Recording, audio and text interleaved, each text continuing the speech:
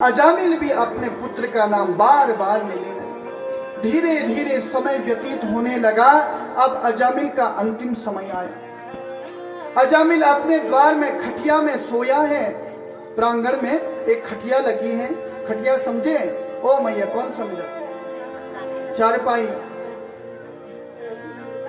चारपाई में लेटे हैं अजामिल, और चारपाई में लेटे हैं। अब अंतिम समय आ गया और यमदूत आ गए हैं अजामिल को लेने के लिए। क्यों? क्योंकि अजामिल महापापी है। समय भी नहीं लगाया और यम के दूत आ गए। और जैसे यम के दूत अजामिल के प्राण को खींच रहे थे, अजामिल को महादर्द हो रहा था, कष्ट हो रहा था। और अजामिल के मुख से, दर्द के कारण अजामिल के मुख से अपने पुत्र का नाम निकला, नारायण। पुत्र ने तो नहीं सुना, लेकिन ब्रह्म परमात्मा ने श्रवण कर लिया। भगवान ने अपने पार्षदों को आदेश दिया, जाओ पार्षदों, मेरा परम भक्त अजामिल मुझे पुकार रहा है, शीघ्र मेरे धाम में लेकर आओ। पार्षदों ने कहा, हे मेरे ठाकुर, वो आपका परम भक्त नहीं, वो महादुर्जन है। उसने कभी आपकी भक्ति नहीं की। वो आपका नाम नहीं ले रहा है, वो अपने पुत्र का नाम ले रहा है। भगवान ने कहा, उसके पुत्र से पहले नारायण नाम किसका था? हमारा था। उसने आप शीघ्र जाओ, हमारा आदेश है। आप देखो, यम के दूत वहां पहले से हैं। हाँ, अब भगवान के पार्षद भी आ गए। अब यम के दूत भगवान के पार्षदों में झगड़ा होने लगा। किस बात का?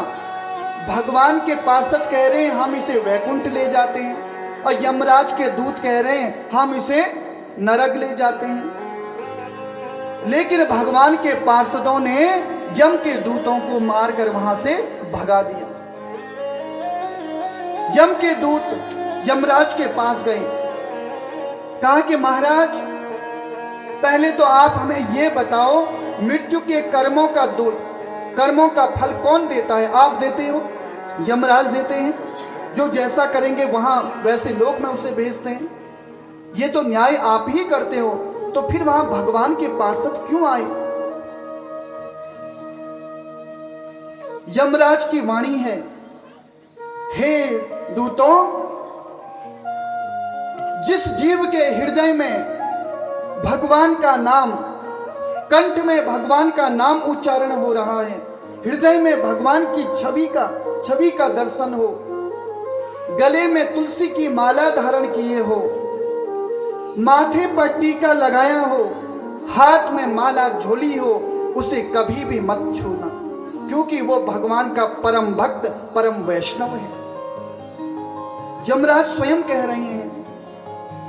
इसलिए तुलसी भी हर कोई धारण नहीं करते हैं। तुलसी के नियम है, तुलसी का भी नियम है। ऐसा नहीं तुलसी धारण किए हैं और मीट मांस का सेवन कर रहे हो, पाप लगेगा महाराज। विष के समान जीवन में परिवर्तन होगा।